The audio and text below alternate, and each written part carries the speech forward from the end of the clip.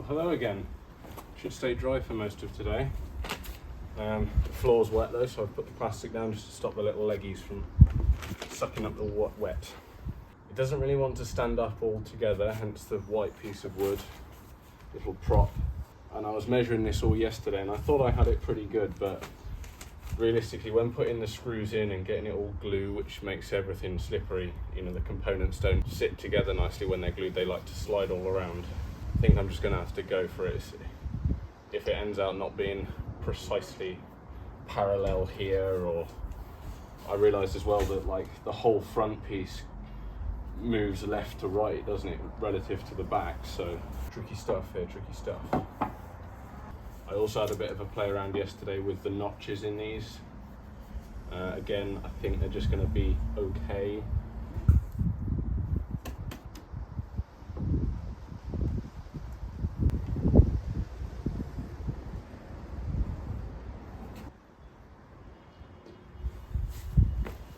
Also need to consider the arms and how they fit in with it.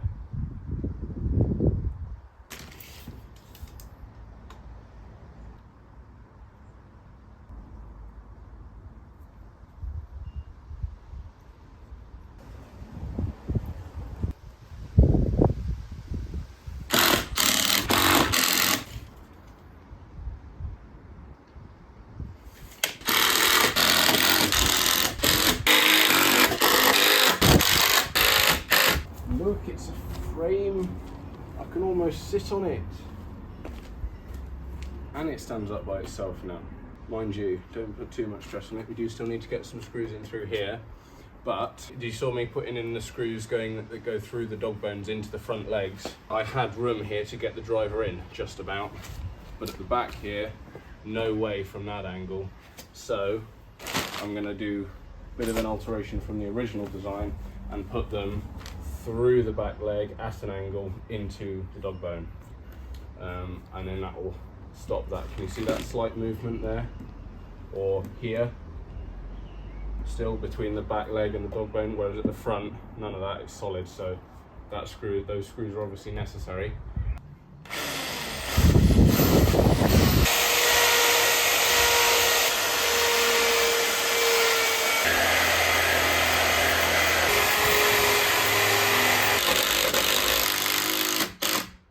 Nice and solid now.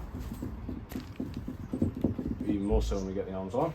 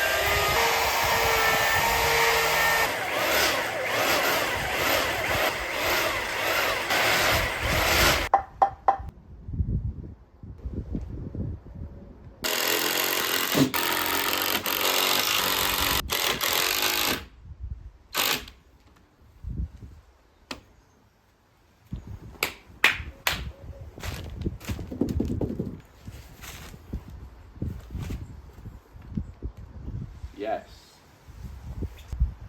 Put a bucket under there and use it as a Alright, it was nice and sunny, so I went and put all my sun kit on, and now of course it's clouded over and started raining, because of course it has.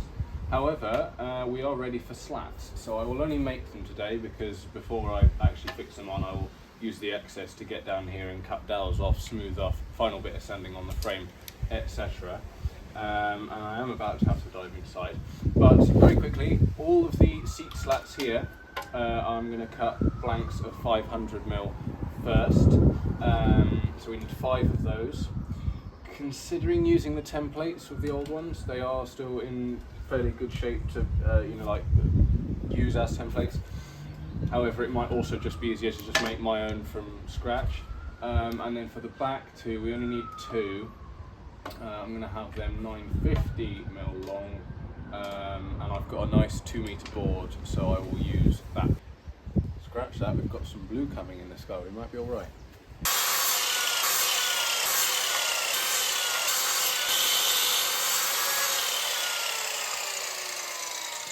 Looking at the old boards, some of them are wider than the 5 inches that these are, so that might scupper that plan of using the old ones as templates. However, I think I will start by using this one as a template and see how we go going forward, and maybe make some slight adjustments. But for now, draw around this one. And I'm hoping to use the jigsaw to cut out the rough shapes. Definitely would rather use a power tool than having to do the old drill and chisel. That would not be fun this late into the project.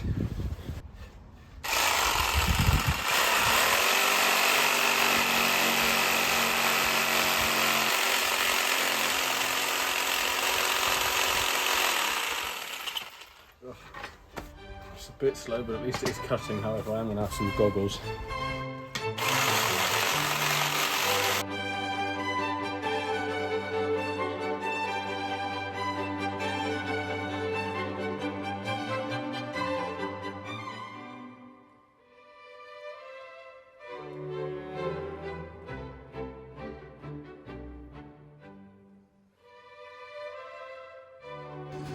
Okay, I've cut that one out, and I think what I'm going to do is roughly jigsaw out the lot, and then so that they all fit in there, and then I can use the rasp to fine-tune, get down to the pencil lines, make them all fit properly before we then fix them down. So we might as well jump ahead to that point now, as you have seen me cut that one out already. And there we go, all of the seat slats have been cut to size, they all now fit. I've rasped all the gaps to be nice and even, and they have had all of the necessary edges rounded over with the router and sanded. So just before we bolt them down, I'm going to lift them all out and take this opportunity of having the access to the bottom of the chair to do a final round of sanding and touching up and scraping off little bits of glue down to this bottom end while we have the access down there.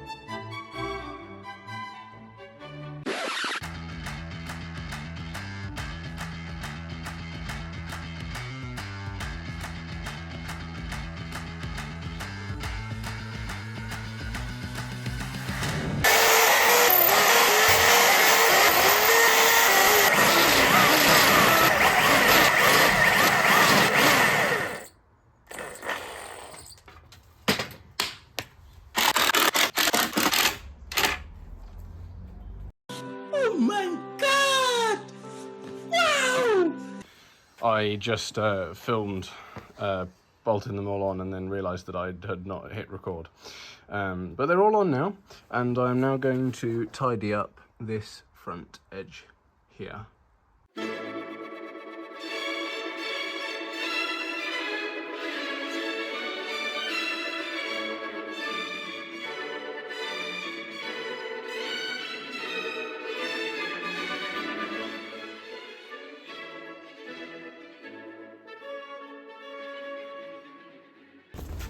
Alright, you might have noticed that things have changed a little bit because of the rain. I was forced inside for some time, so what have I done? I've done a lot of sanding. I managed to plug all of the screw holes here on top. You've seen that before, and saw them off flush, get some sanding started finally on the main seat.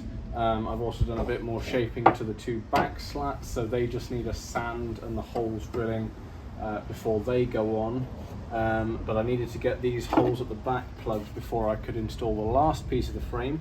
It goes in here, and that's what the bottom of these slats screw into. So we're going to get this bolted in now. I need to drill another hole here. We've got an original one left over from this original leg that we can reuse. So we'll do that now.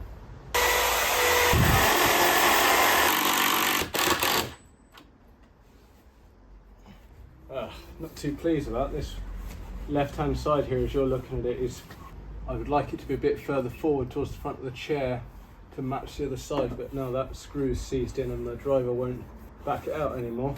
Oh well, not a lot I can do about it now. Got a very small gap along the back here just to allow water in and expansion, contraction, stop that wood on wood contact, which will only lead to rot quicker. Let's get these drilled and put on.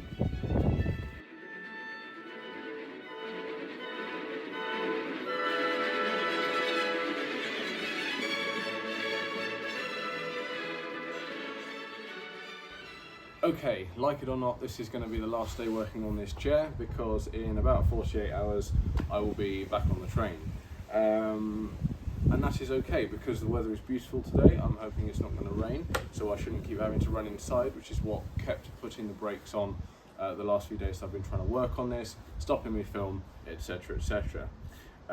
And there are only 3 more things that I'm going to do. Number 1, trim off these pegs that are digging into my back at the moment. Number 2, flatten both batteries on the sand, just giving the whole thing a final sand. But before either of those things, we are going to trim the legs so that we get no more wobbles, hopefully. I've pinched this method from Owen Reardon. I've got a level, and I've taken the levelist slab of the patio, put the chair on it, and then I'm just going to use the level on the seat and wedges of scrap wood to get the chair as level as I want, first of all.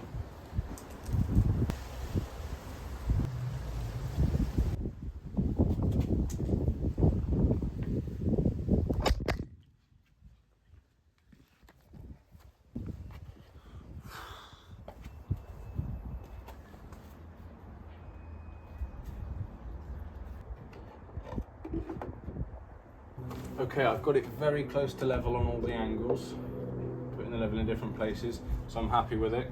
It's not rocking anymore, which is great. So now I've got a block that I'm going to use and go around with a sharp pencil and scribe lines on all sides of all the legs.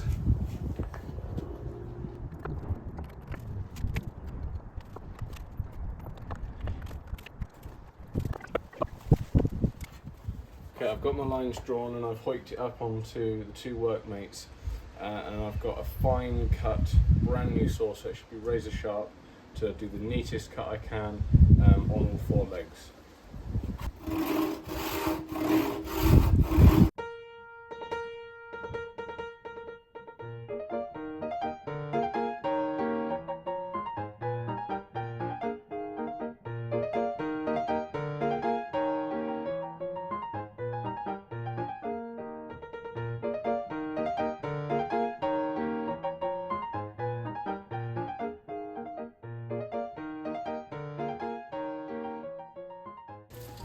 Okay, they're all done and I have tested it, and while it's not perfect, it is a lot better than it was level wise, and the final seat height now is 17 inches there or thereabouts.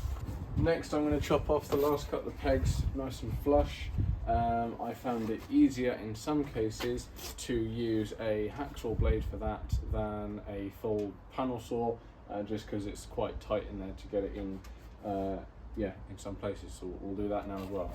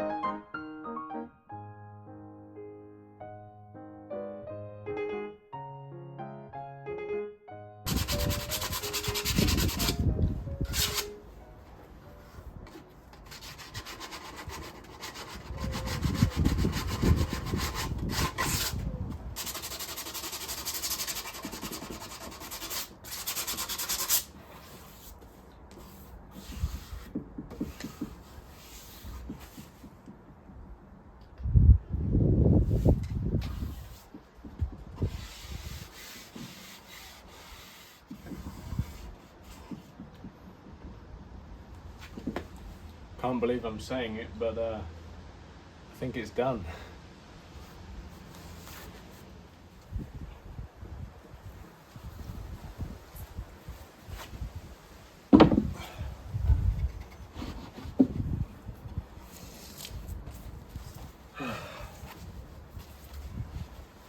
Well, here we are. It's taken me the entire summer, but it is finished and I'm really happy with it. Not sure as I can accurately call it a restoration. I think we've got to call it a replica, given as it is made of 19 pieces of oak, and 16 of those have been remade from scratch. However, although there have been highs,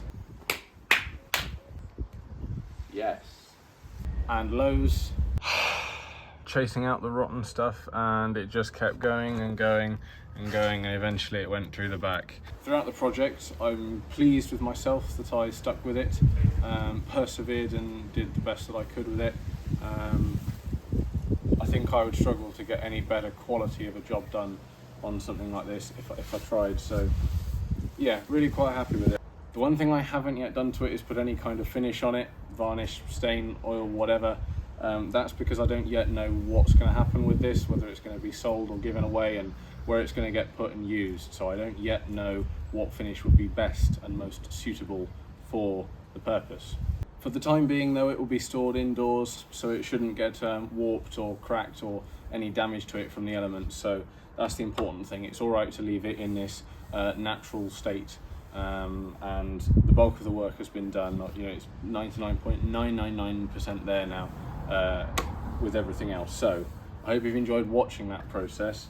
I've certainly overall had a good time doing it, so I shall see you in the next video, whenever that may be.